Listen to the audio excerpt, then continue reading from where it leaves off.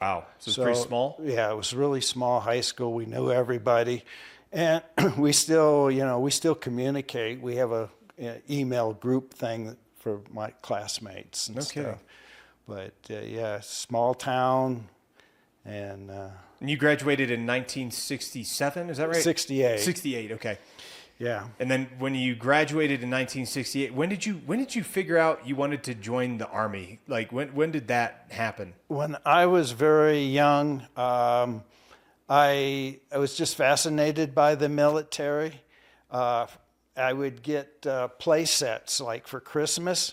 Like I got the Civil War play set, Like the little plastic soldiers? Yeah, the plastic soldiers and like the bridge like at the Battle of Antietam. Okay. And I had an Alamo set too. Oh. Yeah. Okay. And so I would have, play Army with these figures and, so I knew that I wanted to go into the military at some point. Yeah. I never knew that I wanted to make a career out of it, but I wanted to experience the military. Did you know what job you wanted to do?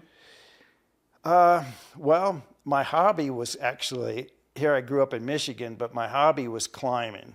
Okay. When I was 16, my parents went out west, and I went to a mountaineering school in Jackson, Wyoming, climbing in the Tetons, Exum Mountaineering. So I went through their beginner and intermediate course. The minimum age to go through this mountaineering course was 16, and I just turned 16.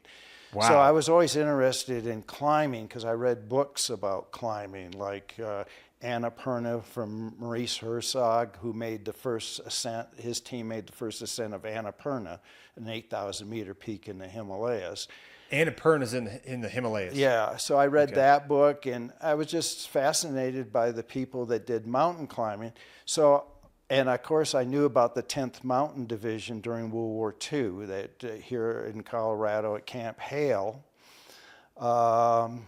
And so I would have liked to have gone into something where you could climb in the military. Yeah. But back in 1968, there was no 10th Mountain Division. It didn't exist. It stood down. Oh, they deactivated them. It was deactivated. So they did have a cold region test center up in by Fort Greely in Alaska, Black Rapids, that they taught mountaineering. But we had in 68, there was no mountain troops. Yeah. My next passion was science and chemistry. Not only did I get these military sets, I got chemistry sets.